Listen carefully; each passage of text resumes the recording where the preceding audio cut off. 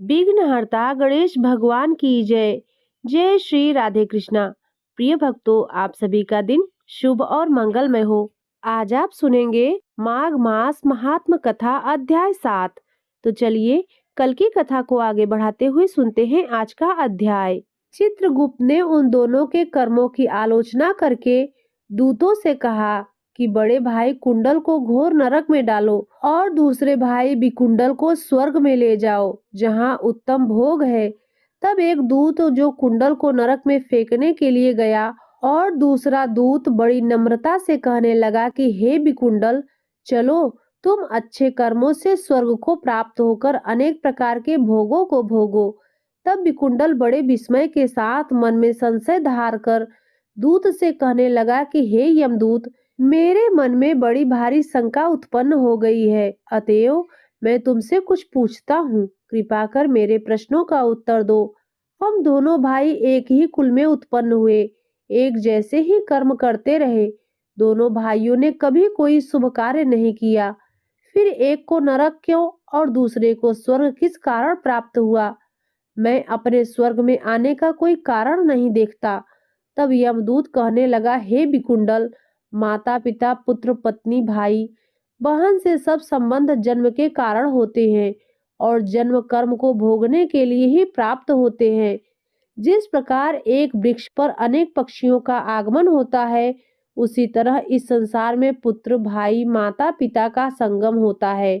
इनमें से जो जैसे कर्म करता है वैसे ही फल भोगता है। तुम्हारा भाई अपने पाप कर्मों से नरक में गया, तुम अपने पुण्य कर्म के कारण स्वर्ग में जा रहे हो। तब विकुंडल ने आश्चर्य से पूछा कि मैंने तो आज जन्म कोई धर्म का कार्य नहीं किया, सदैव पापों में ही लगा रहा। मैं अपने पुण्य के कर्म को नहीं जानता। यदि तुम मेरे पुण्य के कर्म को जानते हो तो कृपा करके बताइए। तब देवदूत कहने लगा कि मैं सब प्राणियों को भली भांति जानता हूँ, तुम नहीं जानते। सुनो, हरिमित्र का पुत्र सुमित्र नाम का ब्राह्मण था, जिसका आश्रम यमुना नदी के दक्षिणोत्तर दिशा में था। उसके साथ जंगल में ही तुम्हारी मित्रता हो गई और उसके साथ तुमने 2 बार माघ मास में श्री यमुना जी में स्नान किया था।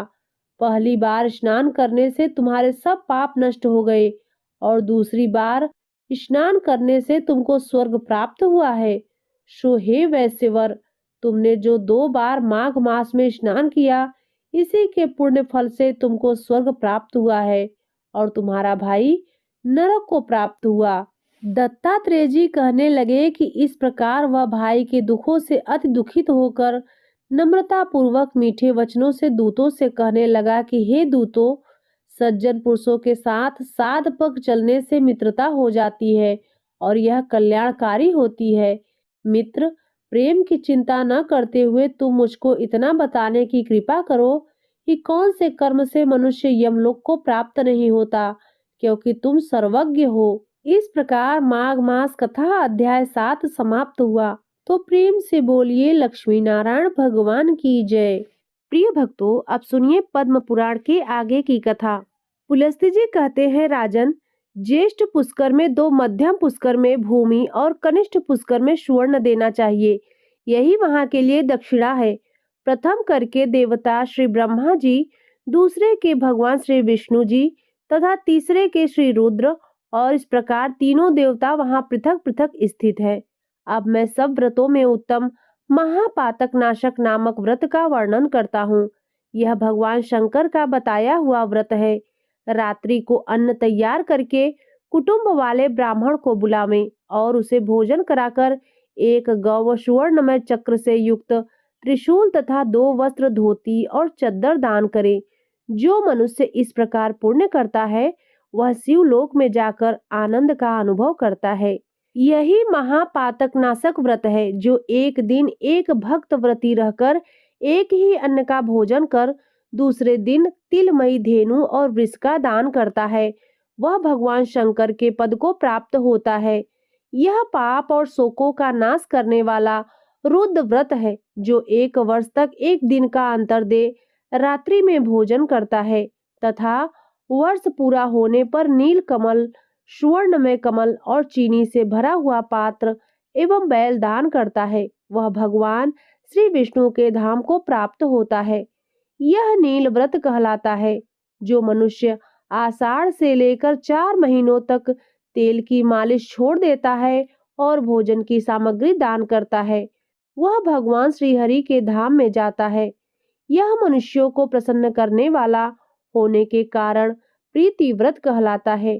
जो चैत्र के महीने में दही, दूध, घी और गुड़ का त्याग करता है और गौरी की प्रसन्नता के उद्देश्य से ब्राह्मण दंपति का पूजन करके उन्हें महीन वस्त्र और रस से भरे पात्र दान करता है, उस पर गौरी देवी प्रसन्न होती हैं और यही गौरी व्रत भवानी का लोक प्रदान करने वाला है।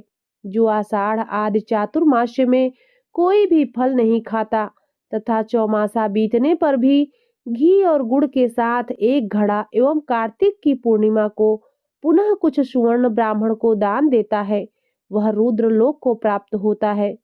यह शिवव्रत कहलाता है।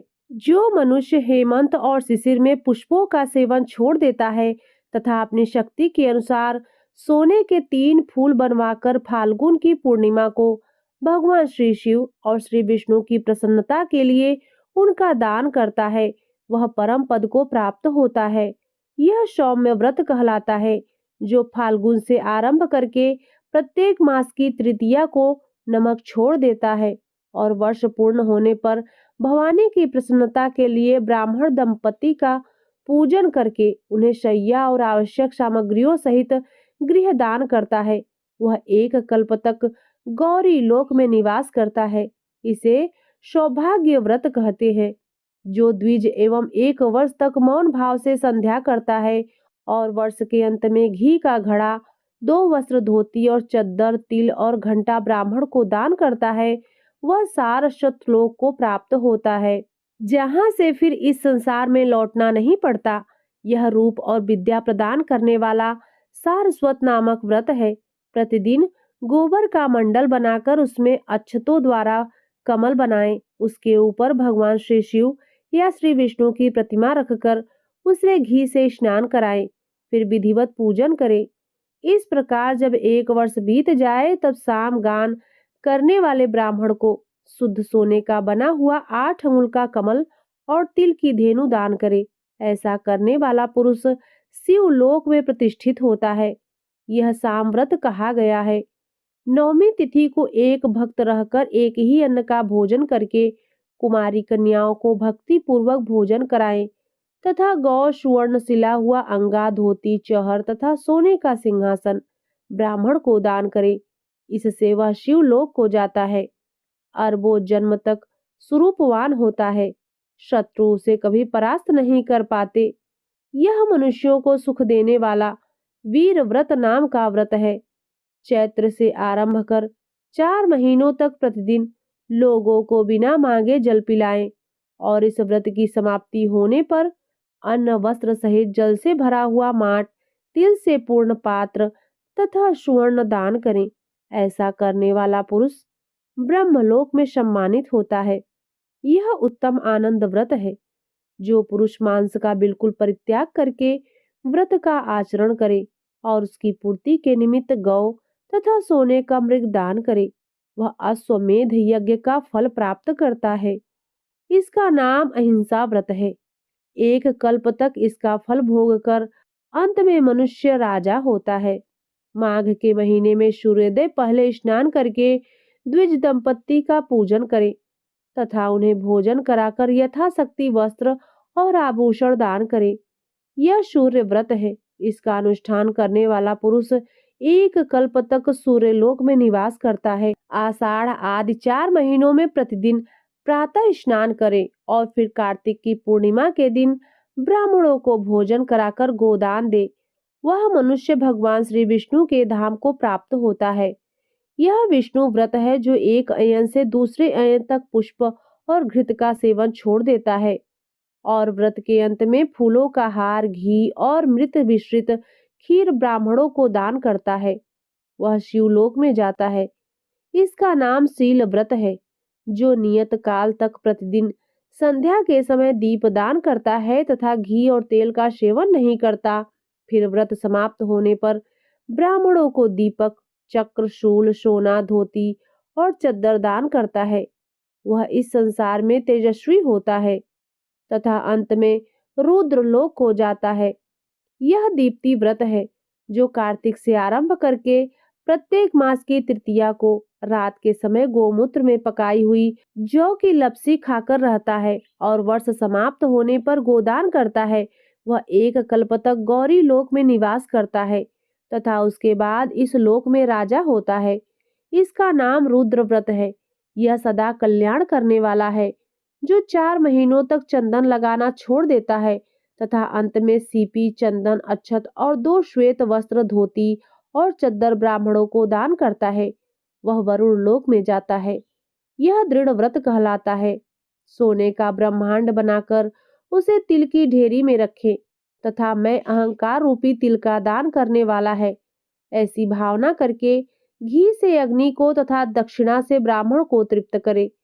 फिर माला, वस्त्र तथा आभूषणों द्वारा ब्राह्मण दंपत्ति का पूजन करके विश्वात्मा की तृप्ति के उद्देश्य से किसी शुभ दिन को अपनी शक्ति के अनुसार 3 तोले से अधिक सोना तथा तिल सहित ब्रह्मांड ब्राह्मण को दान करें। ऐसा करने वाला पुरुष पुनर्जन्म से रहित ब्रह्म पद को प्राप्त होता है। इसका नाम ब्रह्म व्रत है। यह मनुष्यों को मोक्ष देने वाला है। जो 3 दिन केवल दूध पीकर रहता है और अपनी शक्ति के अनुसार 1 तोले से अधिक सोने का कल्प वृक्ष बनाकर उसे 1 सेर चावल के साथ ब्राह्मण को दान करता है, वह भी ब्रह्म पद को प्राप्त होता है। यह कल्प वृक्ष व्रत है जो 1 महीने तक उपवास करके ब्राह्मण को सुंदर गौ दान करता है, वह भगवान श्री विष्णु के धाम को प्राप्त होता है। इसका नाम भीम व्रत है। जो 20 तोले से अधिक सोने की पृथ्वी बनवाकर दान करता है और दिन भर दूध पीकर जाता है, वह रुद्रलोक में प्रतिष्ठित होता है। यह धनप्रद नामक व्रत है। यह 700 कल्पांत तक अपना फल देता रहता है। माघ और चैत्र को गुड़ की गौ बनाकर दान करें। इसका नाम गुड़ व्रत है। इसका अनुष्ठान करने वाला पुरुष गौरी लोक में सम्मान पाता है। अब परम आनंद प्रदान करने वाले महाव्रत का वर्णन करता हूँ। जो 15 दिन उपवास करके ब्राह्मण को 2 कपिला गौवें दान करता है, वह देवता और असुरों से पूजित हो ब्रह्मलोक में जाता है तथा कल्प के अंत में सबका सम्राट होता है। इसका नाम प्रभाव्रत है। जो 1 वर्ष तक केवल एक ही अन्न का भोजन करता है और भक्ष्य पदार्थों के साथ जल का घड़ा दान करता है, वह कल्प पर्यंत शिवलोक में निवास करता है। इसे प्राप्ति व्रत कहते हैं। जो प्रत्येक अष्टमी को रात्रि में 1 बार भोजन करता है और वर्ष समाप्त होने पर दूध देने वाली गौ का दान करता है, वह इंद्रलोक में जाता है। इसे सुगति व्रत कहते हैं। जो वर्षा आदि 4 ऋतुओं में ब्राह्मण को ईंधन देता है और अंत में भी तथा गौ का दान करता है, वह पर ब्रह्म को प्राप्त होता है। यह सब पापों का नाश करने वाला वैश्वान व्रत है। जो 1 वर्ष तक प्रतिदिन खीर खाकर रहता है और व्रत समाप्त होने पर ब्राह्मण को 1 गाय और 1 बैल दान करता है, वह 1 कल्प तक लक्ष्मी लोक में निवास करता है। इसका नाम देवी व्रत है। जो प्रत्येक सप्तमी को 1 बार रात्रि में भोजन करता है और वर्ष समाप्त होने पर दूध देने वाली गौ का दान करता है, उसे सूर्यलोक की प्राप्ति होती है। यह भानु व्रत है। जो प्रत्येक चतुर्थी को 1 बार रात्रि में भोजन करता है और वर्ष के अंत में सोने का हाथी दान करता है, उसे शिवलोक की प्राप्ति होती है। यह वैनायक व्रत है। जो चौमासे भर बड़े बड़े फलों का परित्याग करके कार्तिक में सोने के फल का दान करता है, हवन कराकर उसके अंत में ब्राह्मण को गाय बैल देता है, उसे सूर्यलोक की प्राप्ति होती है। यह शौर व्रत है। जो 12 द्वादशियों को उपवास करके अपनी शक्ति के अनुसार गौ, वस्त्र और स्वर्ण के द्वारा ब्राह्मणों की पूजा करता है, वह परम पद को प्राप्त होता है। यह विष्णु व्रत है। जो प्रत्येक चतुर्दशी को 1 बार रात में भोजन करता है और वर्ष की समाप्ति होने पर 1 गाय और 1 बैल दान करता है, उसे रुद्रलोक की प्राप्ति होती है। इसे त्रयंबक व्रत कहते हैं। जो 7 रात उपवास करके ब्राह्मण को घी से भरा हुआ घड़ा दान करता है, वह ब्रह्मलोक को प्राप्त होता है। इसका नाम वर व्रत है। जो काशी जाकर दूध देने वाली गौ का दान करता है वह एक कल्प तक इंद्रलोक में निवास करता है। यह मित्रवत है। जो एक वर्ष तक तांबूल का सेवन छोड़कर अंत में गोदान करता है वह वरुण लोक को जाता है। इसका नाम वारुण व्रत है। जो चांद्रायण व्रत करके सोने का चंद्रमा बनवाकर दान देता है उसे चंद्रलोक की प्राप्ति होती है। यह चंद्र व्रत कहलाता है। जो ज्येष्ठ मास में पंचाग्नि तप कर अंत में अष्टमी या चतुर्दशी को सोने की गौ का दान करता है वह स्वर्ग को जाता है। यह रुद्र व्रत कहलाता है। जो प्रत्येक तृतीया को शिव मंदिर में जाकर एक बार हाथ जोड़ता है और वर्ष पूर्ण होने पर दूध देने वाली गौ का दान करता है उसे देवी लोक की प्राप्ति होती है। इसका नाम भवानी व्रत है। जो माघ भर गीला वस्त्र पहनता है और सप्तमी को गोदान करता है वह कल्प पर्यंत स्वर्ग लोक में निवास करके अंत में इस पृथ्वी पर राजा होता है। इसे तापक व्रत कहते हैं। जो 3 रात उपवास करके फाल्गुन की पूर्णिमा को घर का दान करता है उसे आदित्य लोक की प्राप्ति होती है। यह धाम व्रत है। जो व्रत रहकर तीनों संध्याओं में प्रातः मध्याह्न एवं सायं काल में भूषणों द्वारा ब्राह्मण दंपति की पूजा करता है उसे मोक्ष मिलता है। यह मोक्ष व्रत है। जो शुक्ल पक्ष की द्वितीया के दिन ब्राह्मण को नमक से भरा हुआ पात्र, वस्त्र से ढका हुआ कांसे का बर्तन तथा दक्षिणा देता है और व्रत समाप्त होने पर गोदान करता है वह भगवान श्री शिव के लोक में जाता है तथा एक कल्प के बाद राजाओं का भी एक राजा होता है। इसका नाम सोम व्रत है। जो हर प्रतिपदा को एक ही अन्न का भोजन और वर्ष समाप्त होने पर कमल का दान करता है वह वैश्या नरलोक में जाता है। इसे अग्निव्रत कहते हैं। जो प्रत्येक दशमी को एक ही अन्न का भोजन कर वर्ष समाप्त होने पर 10 गौवें तथा सोने का दीप दान करता है वह ब्रह्मांड का स्वामी होता है। इसका नाम विश्वव्रत है। यह बड़े बड़े पातकों का नाश करने वाला है। जो स्वयं कन्यादान करता है तथा दूसरे की कन्याओं का विवाह करा देता है वह अपनी 21 पीढ़ियों सहित ब्रह्मलोक में जाता है। कन्यादान से बढ़कर दूसरा कोई दान नहीं है। विशेषतः पुष्कर में और वहां भी कार्तिक की पूर्णिमा को जो कन्यादान करेंगे उनका स्वर्ग में अक्षय वास होगा। जो मनुष्य जल में खड़े होकर तिल की पीठी के बने हुए हाथी को रत्नों से विभूषित करके ब्राह्मणों को दान देते हैं उन्हें इंद्रलोक की प्राप्ति होती है। जो भक्ति पूर्वक इन उत्तम व्रतों का वर्णन पढ़ता है अथवा सुनता है वह 100 मनवंतरों तक गंधर्वों का स्वामी होता है। स्नान के बिना न तो शरीर ही निर्मल होता है और न ही मन की शुद्धि होती है। अतः मन की शुद्धि के लिए सबसे पहले स्नान का विधान है। घर में रखे हुए अथवा तुरंत के निकाले हुए जल से स्नान करना चाहिए। किसी जलाशय या नदी का स्नान सुलभ हो तो और उत्तम है। मंत्र वेत्ता विद्वान पुरुष को मूल मंत्र के द्वारा तीर्थ की कल्पना कर लेनी चाहिए। ओम नमो नारायणाय यह मूल मंत्र बताया गया है। पहले हाथ में कुश लेकर विधि पूर्वक आचमन करें तथा मन और इंद्रियों को संयम में रखते हुए बाहर भीतर से पवित्र रहे। फिर 4 हाथ का चौकोर मंडल बनाकर उसमें निम्नांकित वाक्यों द्वारा भगवती गंगा का आवाहन करें। गंगे, तुम भगवान श्री विष्णु के चरणों से प्रकट हुई हो। श्री विष्णु ही तुम्हारे देवता हैं, इसीलिए तुम्हें वैष्णवी कहते हैं।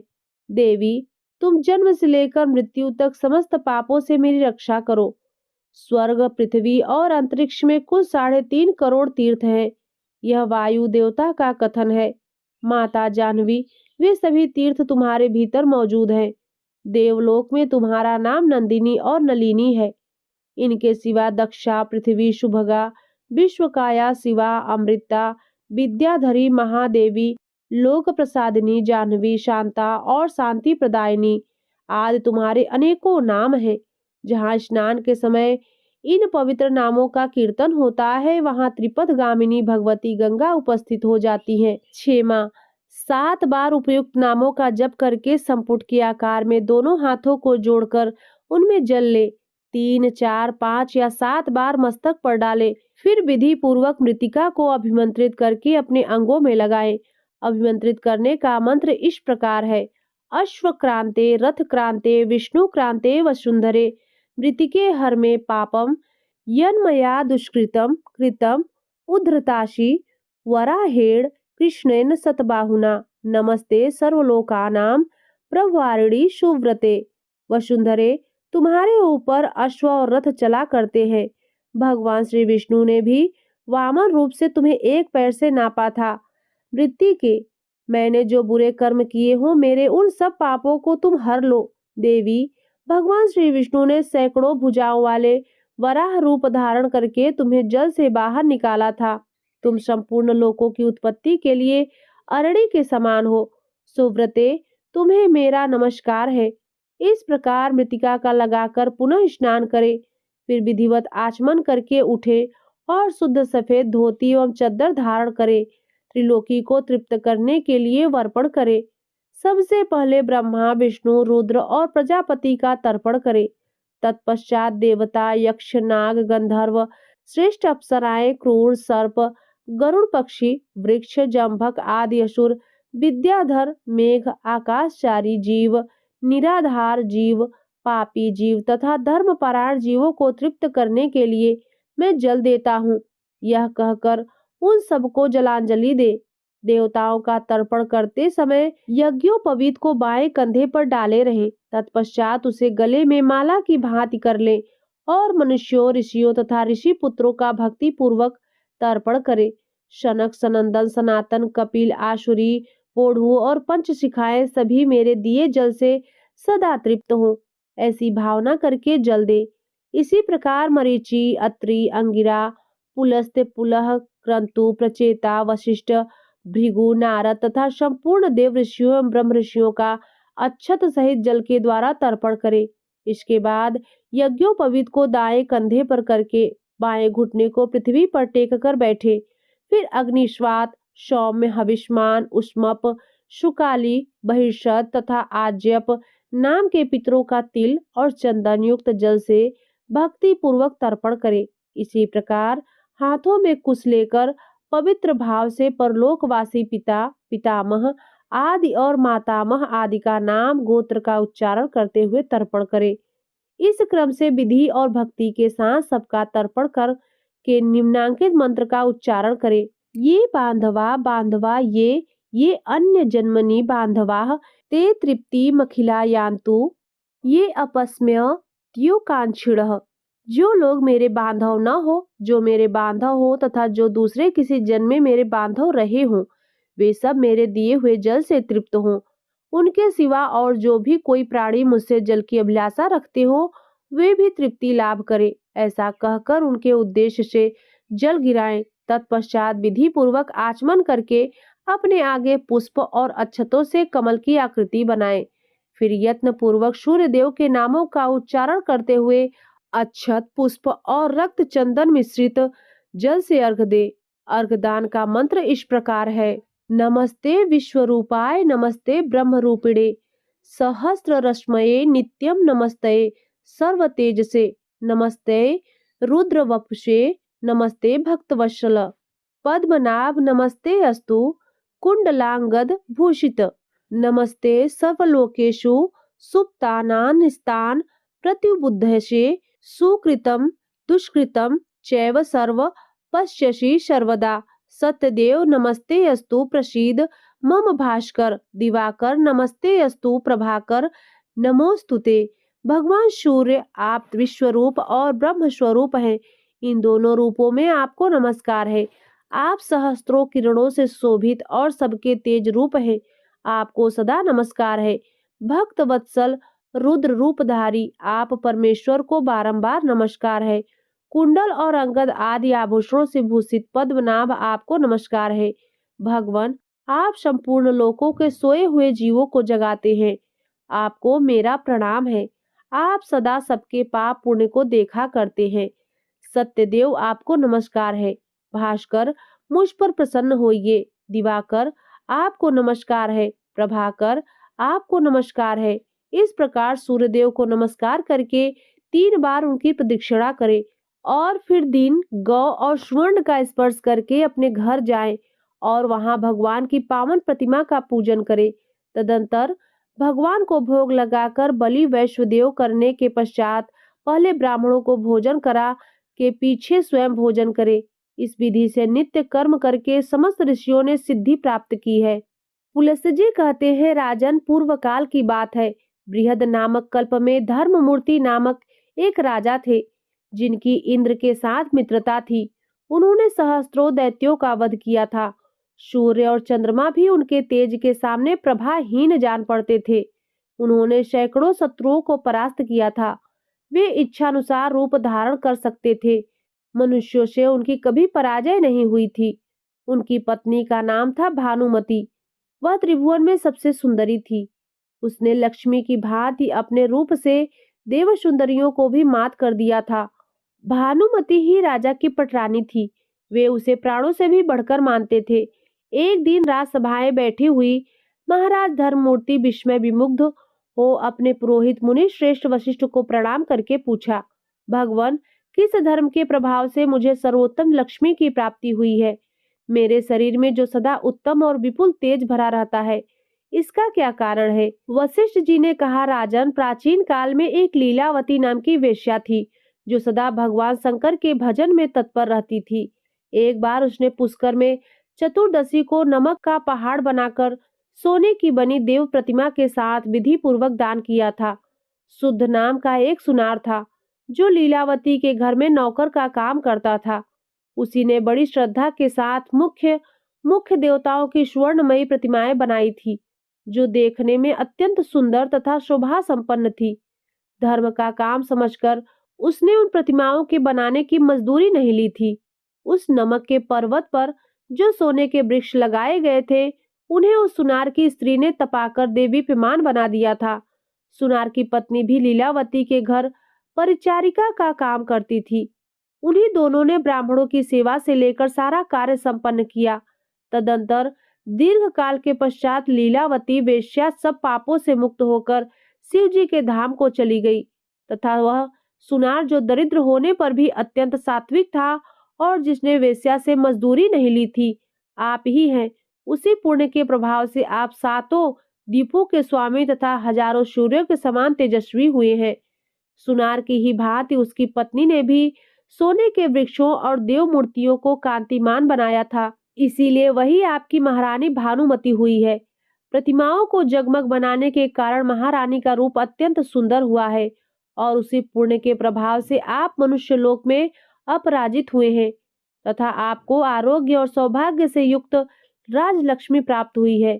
इसीलिए आप भी विधि पूर्वक धान्य पर्वत आदि 10 प्रकार के पर्वत बनाकर उनका दान कीजिए। पुलस्त जी कहते हैं, राजा धर्ममूर्ति ने बहुत अच्छा कहकर वशिष्ठ के वचनों का आदर किया और अनाज आदि के पर्वत बनाकर उन सब का विधि पूर्वक दान किया। तत्पश्चात वे देवताओं से पूजित होकर महादेव जी के परम धाम को चले गए।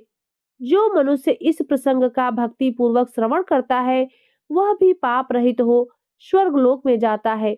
राजन, अन्न आदि पर्वतों के दान का पाठ मात्र करने से दुष्स्वप्नों का नाश हो जाता है। फिर जो इस पुष्कर क्षेत्र में शांत चित्त होकर सब प्रकार के पर्वतों का स्वयं दान करता है, उसको मिलने वाले फल का क्या वर्णन हो सकता है? भीष्म जी ने कहा, विप्रवर, भगवान शंकर ने जिन वैष्णव धर्मों का उपदेश किया है, उनका मुझसे वर्णन कीजिए। वे कैसे हैं और उनका फल क्या है? पुलस्त जी बोले, राजन, प्राचीन रथंतर कल्प की बात है। पिनाकधारी भगवान शंकर मंदराचल पर विराजमान थे। उस समय महात्मा ब्रह्मा जी ने स्वयं ही उनके पास जाकर पूछा, परमेश्वर, थोड़ी सी तपस्या से मोक्ष की प्राप्ति कैसे हो सकती है?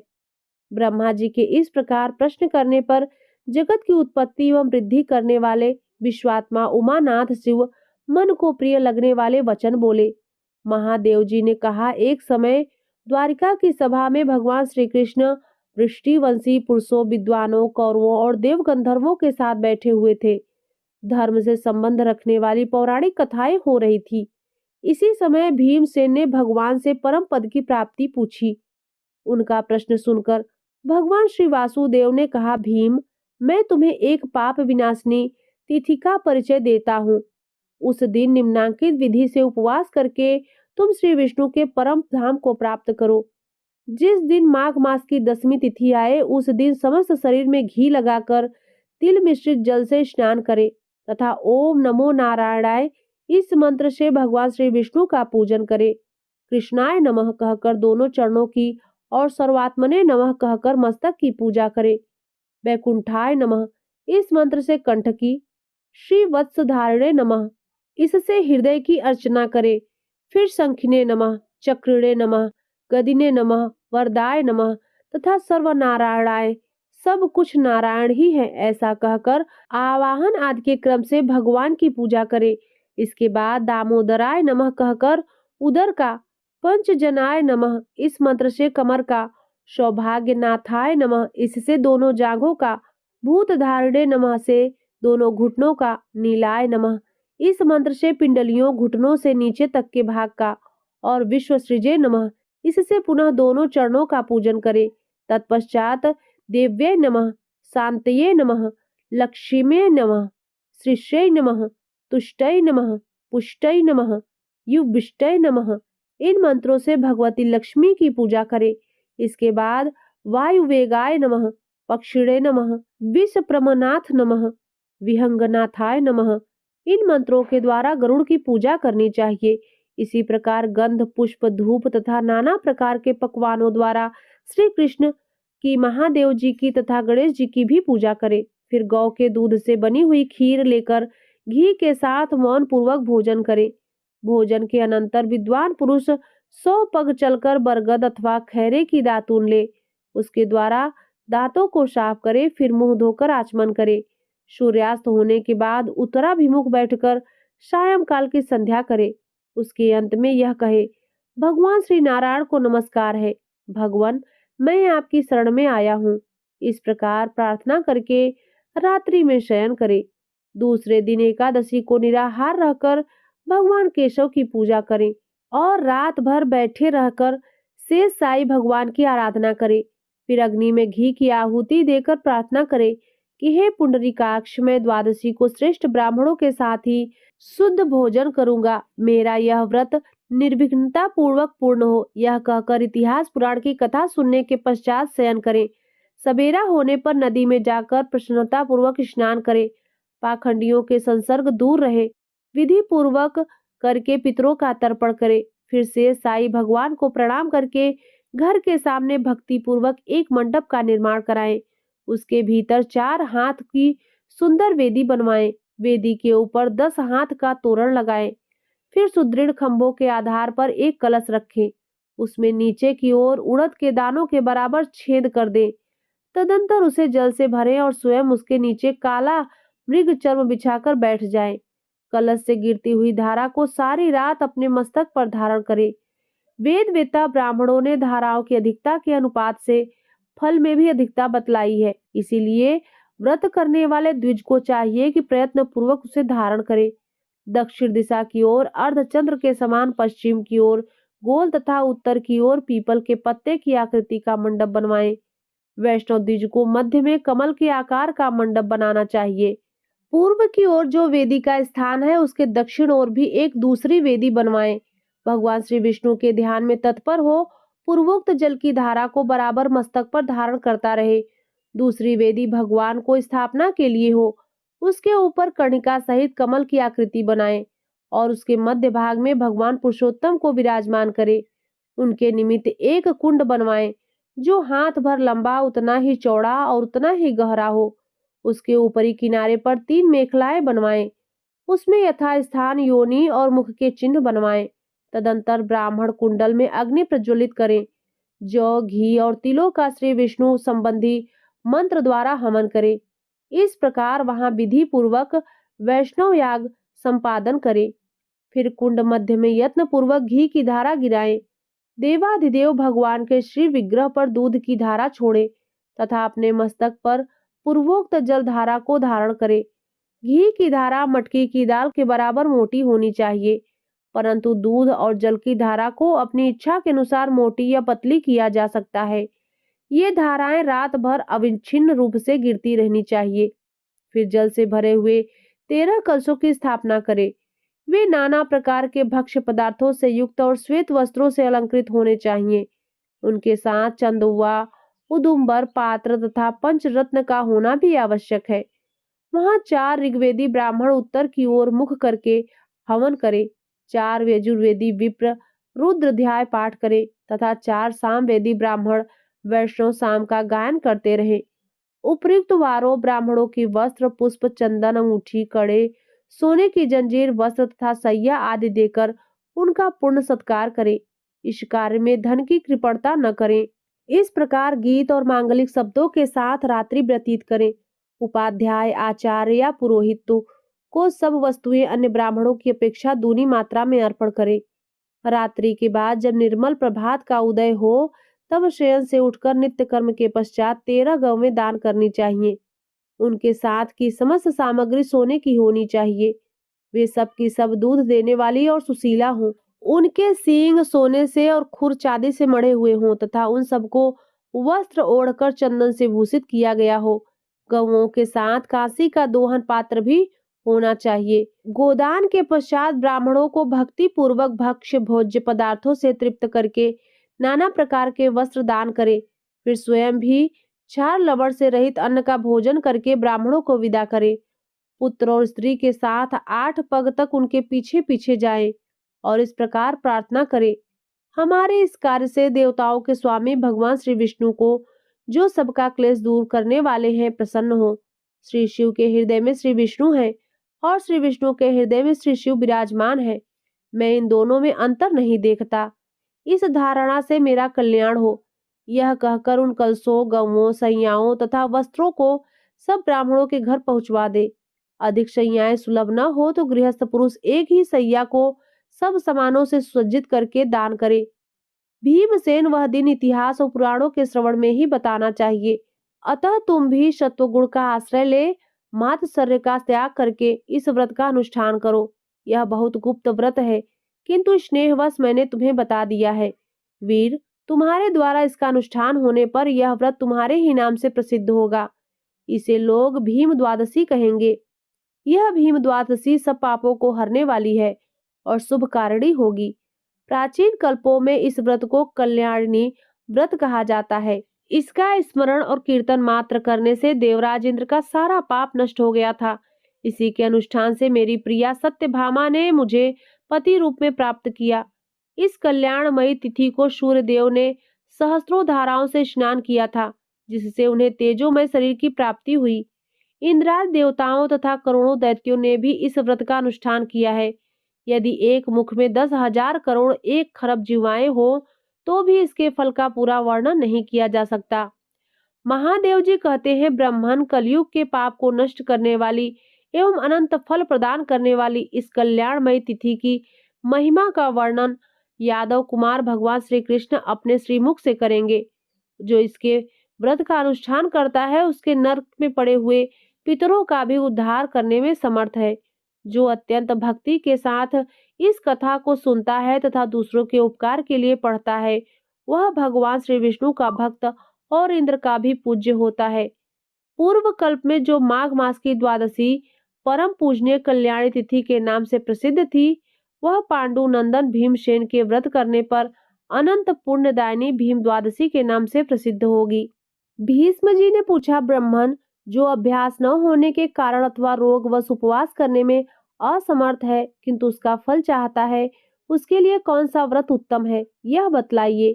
पुलस्त जी ने कहा, राजन, जो लोग उपवास करने में असमर्थ हैं, उनके लिए वही व्रत अभिष्ट है जिसमें दिन भर उपवास करके रात्रि में भोजन का विधान हो। मैंने ऐसे महान व्रत का परिचय देता हूँ, सुनो। उस व्रत का नाम है आदित्य शयन। उसमें विधि पूर्वक भगवान शंकर की पूजा की जाती है। पुराणों के ज्ञाता महर्षि जिन नक्षत्रों के योग में इस व्रत का उपदेश करते हैं उन्हें बताता हूँ। जब सप्तमी तिथि को हस्त नक्षत्र के साथ रविवार हो अथवा सूर्य की संक्रांति हो, वह तिथि समस्त कामनाओं को पूर्ण करने वाली होती है। उस दिन सूर्य के नामों से भगवती पार्वती और महादेव जी का पूजन करना चाहिए। सूर्यदेव की प्रतिमा तथा शिवलिंग का भी भक्ति पूर्वक पूजन करना उचित है। हस्त नक्षत्र में सूर्याय नमः का उच्चारण करके सूर्यदेव के चरणों की चित्रा नक्षत्र में अकार्य नमः कहकर उन्हें कुल्फों की घंटियों की, स्वाति नक्षत्र में पुरुषोत्तमाय नमः से पिंडलियों की, विशाखाय धात्रे नमः से घुटनों की तथा अनुराधा में सहस्र भानवे नमः से दोनों जांघों की पूजा करनी चाहिए। ज्येष्ठा नक्षत्र में अनंगाय नमः से गुह्य प्रदेश की, मूल में इंद्राय नमः और भीमाय नमः से कटी भाग की, पूर्वाषाढ़ा और उत्तराषाढ़ा में त्वष्ट्रे नमः और सत्तुंगरामाय नमः से नाभि की, श्रवण में तीक्ष्णा संवे नमः से उदर की, धनिष्ठा में विकर्तनाय नमः से दोनों बगलों की और सतभिषा नक्षत्र में धांत विनाशाय नमः से सूर्य के वक्ष स्थल की पूजा करनी चाहिए। पूर्वा और उद भाद्रपद में चंडकाय नमः से दोनों भुजाओं की तथा रेवती में शाम्ब नाम धीशाय नमः से दोनों हाथों का, अश्विनी में सप्ताश्वधुरंधराय नमः से नखों का और भरणी में दिवाकराय नमः से भगवान सूर्य के कंठ का पूजन करें। कृतिका में ग्रीवा की, रोहिणी में ओठों की, मृगशिरा में जिह्वा की तथा आद्रा हरणे नमः से सूर्यदेव की दांतों की अर्चना करें। पुनर्वसु में सवित्रे नमः से शंकर जी की, नासिका पुष्प में अम्भोरुह वल्लभाय नमः से ललाट का, वेद शरीर धारिणे नमः से बालों का, आश्लेषा में विबुध विप्राय नमः से मस्तक का, मघा में दोनों कानों का, पूर्वा फाल्गुनी में गो ब्राह्मण नंदनाय नमः से शंभु के संपूर्ण अंगों तथा उत्तर फाल्गुनी नक्षत्र में विश्वस राय नमः से उनकी दोनों भवों का पूजन करें। पाश, अंकुश, कमल, त्रिशूल, कपाल, सर्प, चंद्रमा तथा धनुष धारण करने वाले श्री महादेव जी को नमस्कार है। गयासुर, कामदेव, त्रिपुर और अंधकासुर आदि के विनाश के मूल कारण भगवान श्री शिव को प्रणाम है। इत्यादि वाक्यों का उच्चारण करके प्रत्येक अंग की पूजा करने के पश्चात विश्वसराय नमः से भगवान के मस्तक का पूजन करना चाहिए। तदंतर अन्न भोजन करना उचित है। भोजन में तेल और खारे नमक का संपर्क नहीं रहना चाहिए। मांस और उत्कृष्ट अन्न को कदापि सेवन न करें। राजन, इस प्रकार रात्रि में शुद्ध भोजन करके पुनर्वसु नक्षत्र में दान करना चाहिए। किसी बर्तन में 1 सेर अगहनी का चावल, गूलर की लकड़ी का पात्र तथा अमृत रहकर सुवर्ण के साथ उसे ब्राह्मण को दान करें। 7वें दिन के पारण में दिनों की अपेक्षा 1 जोड़ा वस्त्र अधिक दान करना चाहिए। 14वें दिन के पारण में गुड़, खीर और घृत आदि के द्वारा ब्राह्मणों को भक्ति पूर्वक भोजन कराएं। तदंतर कर्णिका सहित सोने का अष्टदल कमल बनवाएं, जो 8 अंगुली का हो तथा जिसमें पद्म, राग मणि, नीलम की पत्तियां अंकित की गई हों। फिर सुंदर सैया तैयार कराएं, जिस पर सुंदर बिछौने बिछाकर तकिया रखा गया हो और ऊपर से चैदोवा तना हो। शैया के ऊपर पंखा रखा गया हो। उसके आसपास खड़ाऊ, जूता, छत्र, चंवर, आसन और दर्पण रखे गए हों। फल, वस्त्र, चंदन तथा आभूषण से वह सैया सुशोभित होनी चाहिए। ऊपर बताए हुए सोने के कमल को उस सैया पर रख दें। इसके बाद मंत्रोच्चारण पूर्वक दूध देने वाली अत्यंत सीधी कपिला गौ का दान करें। वह गौ उत्तम गुणों से संपन्न, वस्त्राभूषणों से शोभित और बछड़े सहित होनी चाहिए। उसके खुर चांदी से और सींग सोने के मढ़े होने चाहिए तथा उसके साथ कौसी की दोहिनी होनी चाहिए। दिन के पूर्व भाग में ही दान करना उचित है। समय का उल्लंघन कदापि नहीं करना चाहिए। शैया दान के पश्चात इस प्रकार प्रार्थना करें: सूर्यदेव, जिस प्रकार आपकी सैया कांति, धृति, श्री और पुष्टि से कभी सूनी नहीं होती, वैसे ही मेरी भी वृद्धि हो। वेदों के विद्वान आपके सिवा और किसी को निष्पाप नहीं जानते, इसीलिए आप संपूर्ण दुखों से भरे हुए इस संसार सागर से मेरा उद्धार कीजिए। इसके पश्चात भगवान की प्रदक्षिणा करके उन्हें प्रणाम करने से अनंतर विसर्जन करें। शैया और श्री आदि को ब्राह्मण के घर पहुंचा दे। भगवान शंकर के इस व्रत की चर्चा दुराचारी और दंभी पुरुष के सामने नहीं करनी चाहिए। जो भी ब्राह्मण, देवता, अतिथि और धार्मिक पुरुषों को विशेष रूप से निंदा करता है, उसके सामने भी इसको प्रकट न करे। भगवान के भक्त और जितेंद्रिय पुरुष के समक्ष ही यह आनंददायी एवं कल्याणमयी गुण रहस्य प्रकाशित करने योग्य है। वेद वेत्ता पुरुषों को कहना चाहिए, यह व्रत महापातकी मनुष्यों के भी पापों का नाश कर देता है। जो पुरुष इस व्रत का अनुष्ठान करता है, उसका बंधु, पुत्र, धन और स्त्री से कभी वियोग नहीं होता तथा वह देवताओं का आनंद बढ़ाने वाला माना जाता है। इसी प्रकार जो नारी भक्ति पूर्वक इस व्रत का पालन करती है, उसे कभी रोग, दुख और मोह का शिकार नहीं होना पड़ता। प्राचीन काल में महर्षि वशिष्ठ, अर्जुन, कुबेर तथा इंद्र ने इस व्रत का आचरण किया था। इस व्रत के कीर्तन मात्र से सारे पाप नष्ट हो जाते हैं, इसमें तनिक भी संदेह नहीं है।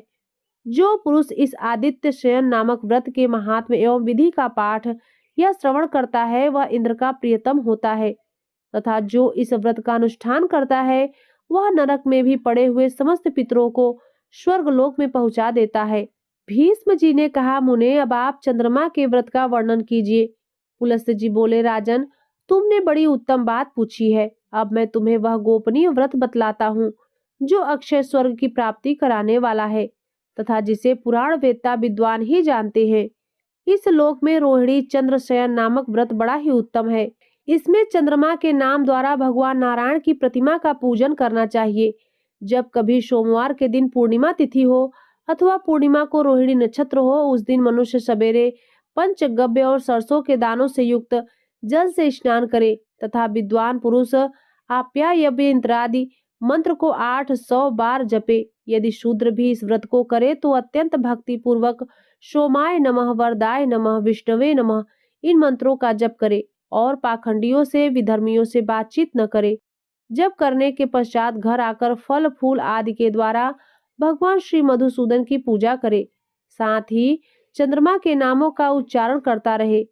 सोमाय शांताय नमः कहकर भगवान के चरणों का अनंत धामने नमः का उच्चारण करके उनके घुटनों और पिंडलियों का जलोधराय नमः से दोनों जांघों का, काम सुख प्रदाय नमः से चंद्र स्वरूप भगवान के कटी भाग का, अमृतोदराय नमः से उदर का, शंखकाय नमः से नाभिका का, चंद्राय नमः से मुखमंडल का, द्विजानामधिपाय नमः से दांतों का, चंद्रमसे नमः से मुंह का, कौमोदवन विप्राय नमः से ओठों का, वनौषधीन मधिना थाय नमः से नासिका का, आनंद बीजाय से दोनों भवों का, इंदिवरप्यासकराय नमः से भगवान श्री कृष्ण के कमल सदृश नेत्र का, समस्तासुरवंदिताय दैत्य निषूदनाय नमः से दोनों कानों का, उदरधिपिप्राय नमः से चंद्रमा के ललाट का, सुषुम्नाधिपतये नमः से केशों का, शशंकाय नमः से मस्तक का,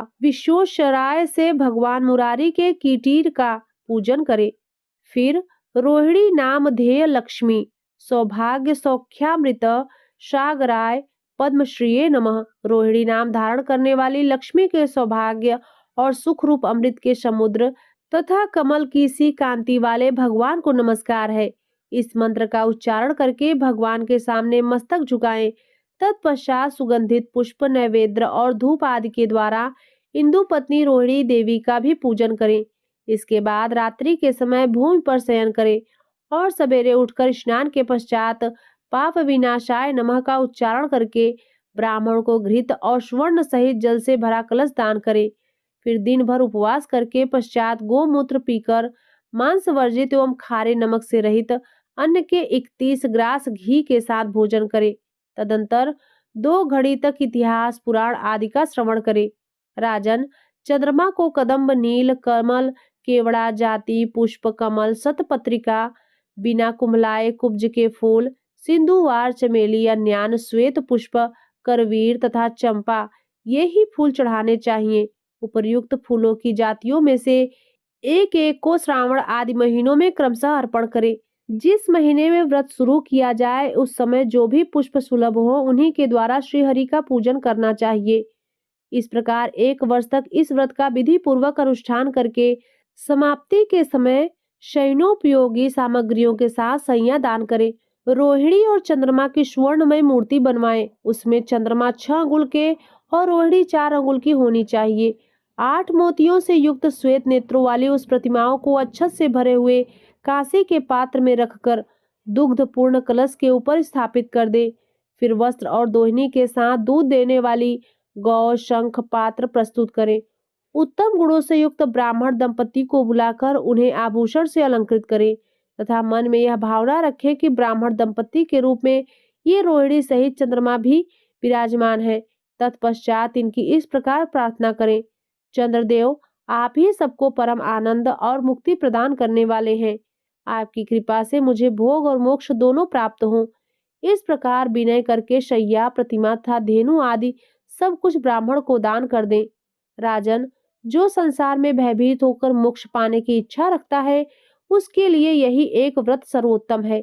यह रूप और आरोग्य प्रदान करने वाला है। यही पितरों को सर्वदा प्रिय है। जो इसका अनुष्ठान करता है वह त्रिभुवन का अधिपति होकर 21 कल्पों तक चंद्रलोकों में निवास करता है।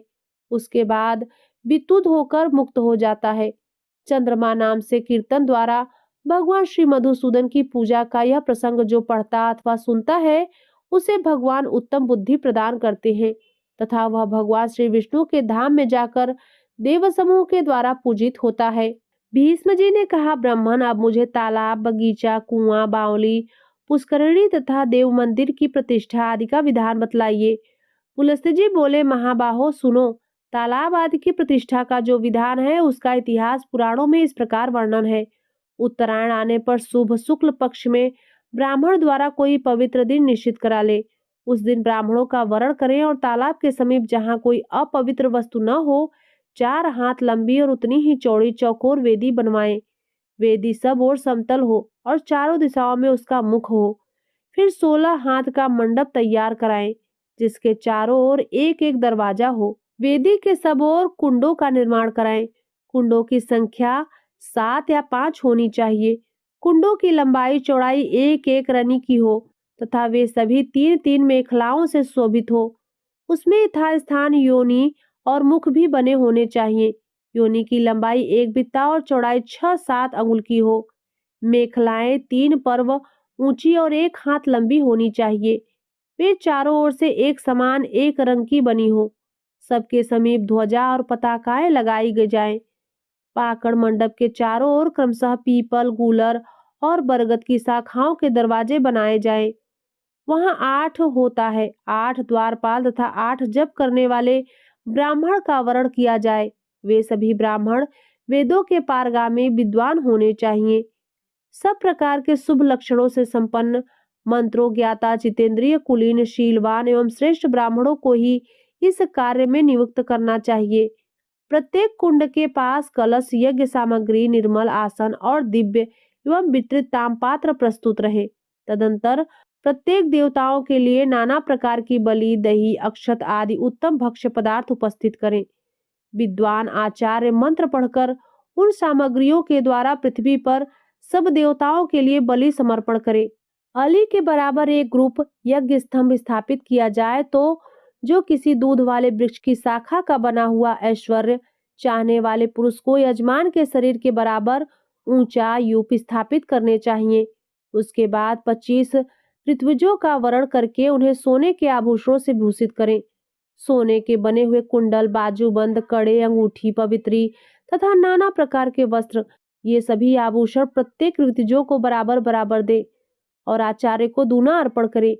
इसके सिवा उन्हें सैया तथा अपने को प्रिय लगने वाली अन्य वस्तुएं भी प्रदान करें। सोने का बना हुआ कछुआ और मगर, चांदी के मत्स्य और दुदुम्ब तांबे के केवड़ा और मेढक तथा लोहे के 2 सूस बनवाकर सबको सोने के पात्र में रखें। इसके बाद यजमान वेद विद्वानों की बताई हुई विधि के अनुसार सर्वोत्तम मिश्रित जल से स्नान करके श्वेत वस्त्र और श्वेत माला धारण करे। फिर श्वेत चंदन लगाकर पत्नी और पुत्र पौत्र के साथ पश्चिम द्वार से यह मंडप प्रवेश करें।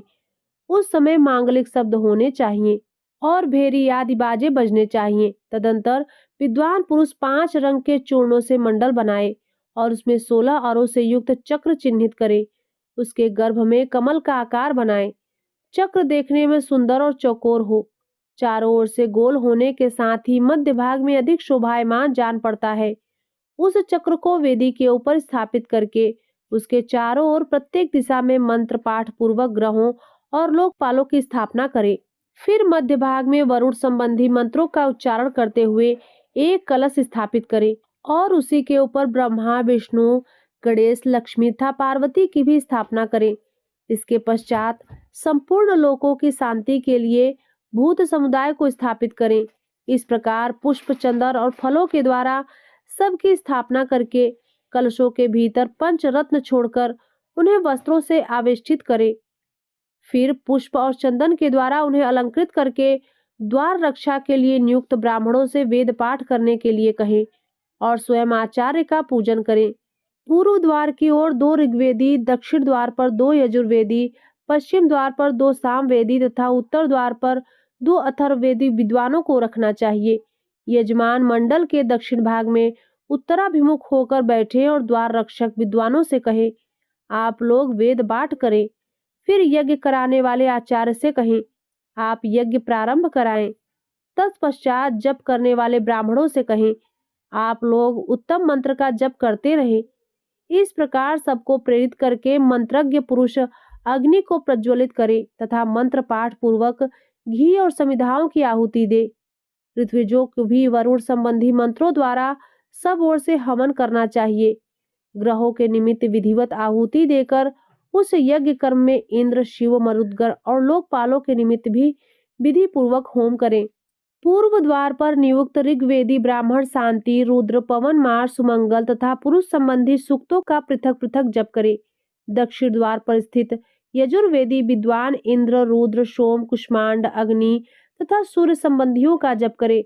पश्चिम द्वार पर रहने वाले सामवेदी ब्राह्मण वैराज साम, पुरुष सूक्त, सुपर्ण सूक्त, रुद्र संहिता, शिशु, पंचनिधनत, गायत्र शाम, ज्येष्ठ शाम, वामदेवप्य शाम, बृहत शाम, रौरव शाम, रथंतर शाम, गोव्रत, विकीर्ण, रक्षोघ्न और यम संबंधी शामों का गान करे। उत्तर द्वार के अर्थवेदी विद्वान मन ही मन भगवान वरुण देव की शरण ले शांति और पुष्टि संबंधी मंत्रों का जप करें।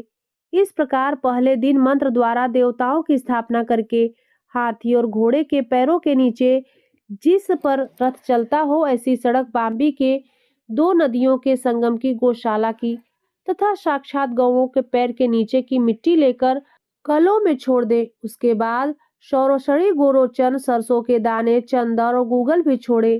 फिर पंचगव्य, दही, दूध, घी, गोबर और गोमूत्र मिलाकर उन कलशों के जल से यजमान का विधि पूर्वक अभिषेक करे। अभिषेक के समय विद्वान पुरुष वेद मंत्रोक्त का पाठ करते रहे। इस प्रकार शास्त्र विधित कर्म के द्वारा रात्रि व्यतीत करके निर्मल प्रभात उदय होने पर हवन के अंत में ब्राह्मणों को 100, 50, 36 अथवा 25 गौ दान करें। तदंतर शुद्ध एवं सुंदर लग्न आने पर वेद पाठ, संगीत तथा नाना प्रकार के बाजे की मनोहर ध्वनि के साथ एक गौ को स्वर्ण अलंकृत करके तालाब के जल में उतारे और उसे साम गान कराने वाले ब्राह्मण को दान करें। तत्पश्चात पंचरत्नों से युक्त सोने का पात्र लेकर उसमें पूर्वोक्त मगर और मछली आदि को रखें और उसे किसी बड़ी नदी से मंगाए हुए जल से भर दे। फिर उस पात्र को दही अक्षत से विभूषित करके वेद और वेदांगों के विद्वान 4 ब्राह्मण हाथ से पकड़े और यजमान की प्रेरणा से उसे उत्तराभिमुख उलटकर तालाब जल डाल दें। इस प्रकार आपो मयो इत्यादि मंत्र के द्वारा उसे जल में डालकर पुनः सब लोग यज्ञ मंडप में आ जाएं और यजमान सदस्यों की पूजा करके सब और देवताओं के उद्देश्य से बलि अर्पण करें। इसके बाद लगातार 4 दिनों तक हवन होना चाहिए। चौथे दिन चतुर्थी कर्म करना उचित है, उसमें भी यथाशक्ति दक्षिणा देनी चाहिए। चतुर्थी कर्म पूर्ण करके यज्ञ संबंधी जितने पात्र और सामग्री हो उन्हें ऋत्विजों में बराबर बांट देना चाहिए। फिर मंडप को भी विभाजित करके स्वर्ण पात्र और सैया किसी ब्राह्मण को दान कर दें। इसके बाद अपनी शक्ति के अनुसार 1000, 108, 50 अथवा 20 ब्राह्मणों को भोजन कराएं। पुराणों में तालाब की प्रतिष्ठा के लिए यही विधि बतलाई गई है। कुआं, बावली और पुष्करिणी के लिए भी यही विधि है। देवताओं की प्रतिष्ठा में भी ऐसा ही विधान समझना चाहिए। मंदिर और बगीचे आदि की प्रतिष्ठा में कार्य में केवल मंत्र का ही भेद है, विधि विधान प्रायः एक से ही है। उपर्युक्त विधि का यह पूर्णतया पालन करने की शक्ति न हो तो आधे व्यय से भी यह कार्य संपन्न हो सकता है। यह बात ब्रह्मा जी की कही है। जिस पोखरे में केवल वर्षा काल में ही जल रहता है वह 100 अग्निष्टोम यज्ञों के बराबर फल देने वाला होता है। जिसमें शरद काल तक जल रहता हो उसका भी यही फल है। हेमंत और शिशिर काल तक रहने वाला जल क्रमशः वाजपेय और अतिरात्र नामक यज्ञ का फल देता है। वसंत काल तक टिकने वाला जल को अश्वमेध यज्ञ के समान फलदायक बतलाया गया है तथा जो जल ग्रीष्म काल तक मौजूद रहता है वह राजसूय यज्ञ से भी अधिक फल देने वाला होता है।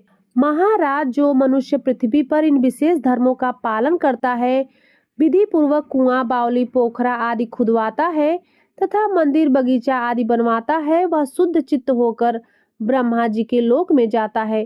और वहां अनेकों कल्पों तक दिव्य आनंद का अनुभव करता है। 2 परार्ध ब्रह्मा जी की आयु तक वहां का मुख भोगने के पश्चात ब्रह्मा जी के साथ ही योग बल से श्री विष्णु के परम पद को प्राप्त होता है। इसी के साथ आज का यह अध्याय संपूर्ण हुआ। इसके आगे का अध्याय कल आप सुनेंगे। तो प्रेम से बोलिए लक्ष्मी नारायण भगवान की जय। प्रिय भक्तों, अब आइए सुनते हैं श्री विष्णु चालीसा। दोहा। विष्णु सुनिए विनय सेवक की चितलाए, कीरत कुछ वर्णन करूं दीजे ज्ञान बताए। चौपाई। नमो विष्णु भगवान खरारी, कष्ट नसावन अखिल बिहारी। प्रगल जगत में शक्ति तुम्हारी, त्रिभुवन फैल रही उजियारी। सुंदर रूप मनोहर सूरत, सरल स्वभाव मोहिनी मूरत। तन पर पीतांबर अति शोहत, बैजंती माला मनमोहत। शंख चक्र कर गदा विराजे, देखत दैत्य असुर दल भाजे। सत्य धर्म मद लोभ न गाजे, काम क्रोध मद लोभ न छाजे। संत भक्त सज्जन मनरंजन, धनुज असुर दुष्टल दल गंजन। सुख उपजाए कष्ट सब भंजन, दोष मिटाए करत जन सज्जन। पाप काट भव सिंधु उतारण, कष्ट नाश कर भक्त उबारण। करत अनेक रूप प्रभु धारण, केवल आप भक्ति के कारण। धरणी धेनु बन तुम्हीं पुकारा, तब तुम रूप राम का धारा। भार उतार असुल दल मारा, रावण आदि को संहारा। आप वराह रूप बनाया, हिरणाक्ष को मार गिराया। धर मत्स्य तन सिंधु बनाया, 14 रत्नन को निकलवाया। अमिलख असुरन द्वंद मचाया, रूप मोहिनी आप दिखाया। वेदन को जब असुर डुबाया, कर प्रबंध उन्हें ढूढ़वाया। मोहित बनकर खलहि नचाया, उसही कर से भस्म कराया। असुर जलंधर अति बलदाई, शंकर से उन कीन्ह लड़ाई।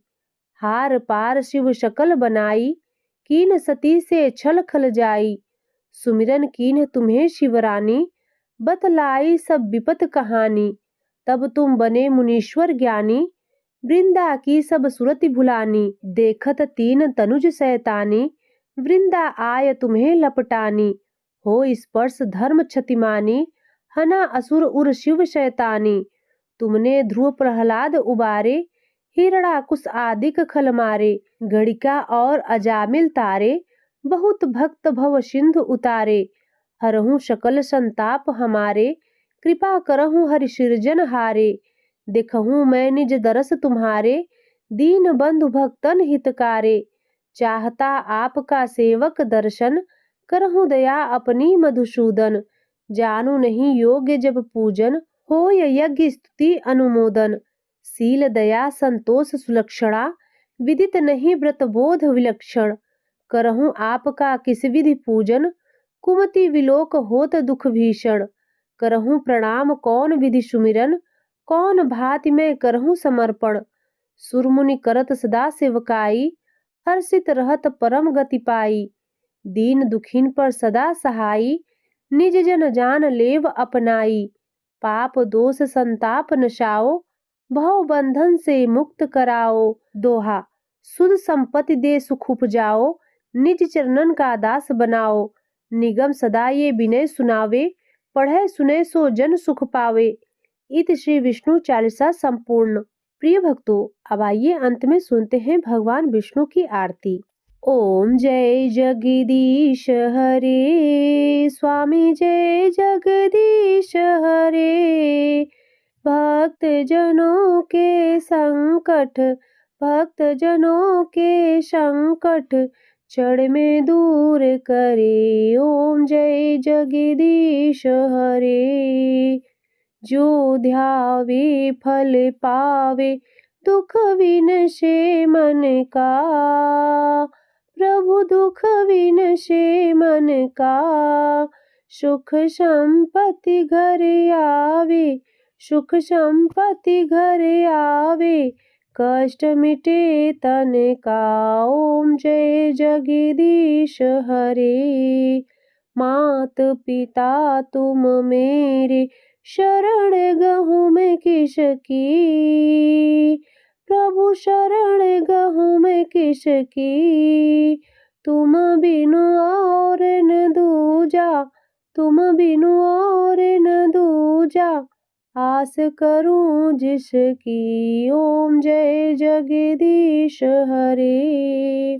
तुम पूर्ण परमात्मा, तुम अंतर्यामी, प्रभु तुम अंतर्यामी। पारे ब्रह्म परमेश्वर, पारे ब्रह्म परमेश्वर, तुम सबके स्वामी। ओम जय जगदीश हरे। तुम करुणा के सागर, तुम पालन करता, प्रभु तुम पालन करता। मैं मूरख खल कामी, मैं मूरख खल कामी, कृपा करो भरता। ओम जय जगदीश हरे। तुम हो एक अगोचर, सबके प्राणपति, प्रभु सबके प्राणपति। किस विधि मिलूं दया मैं, किस विधि मिलूं दया मैं, तुमको मैं कुमति। ओम जय जगदीश हरे। दीन बंधु दुख हरता, तुम ठाकुर मेरे, प्रभु तुम ठाकुर मेरे। अपने हाथ उठाओ, अपने हाथ उठाओ, द्वार पड़ा तेरे। ओम जय जगदीश हरे। विषय विकार मिटाओ, पाप हरो देवा, प्रभु पाप हरो देवा। श्रद्धा भक्ति बढ़ाओ, श्रद्धा भक्ति बढ़ाओ, संतन की सेवा। ओम जय जगदीश हरे। तन मन धन और संपत्ति, सब कुछ है तेरा, प्रभु सब कुछ है तेरा। तेरा तुझको अर्पण, तेरा तुझको अर्पण, क्या लागे मेरा। ओम जय जगदीश हरे। जगदीश्वर जी की आरती जो कोई नर गावे, प्रभु जो कोई नर गावे। कहत शिवानंद स्वामी, कहत हरि हर स्वामी, मन वांछित फल पावे। ओम जय जगदीश हरे। ओम जय जगदीश हरे। स्वामी जय जगदीश हरे। भक्त जनों के संकट, दास जनों के संकट, क्षण में दूर करे। ओम जय जगदीश हरे। तो प्रेम से बोलिए लक्ष्मी नारायण भगवान की जय, गौरी शंकर भगवान की जय, गंगा मैया की जय। प्रिय भक्तों, आज की यह वीडियो अगर आपको पसंद आई हो तो वीडियो को लाइक और चैनल पर पहली बार आए हो तो सब्सक्राइब भी अवश्य करें और कमेंट में जय श्री हरि विष्णु अवश्य लिखें।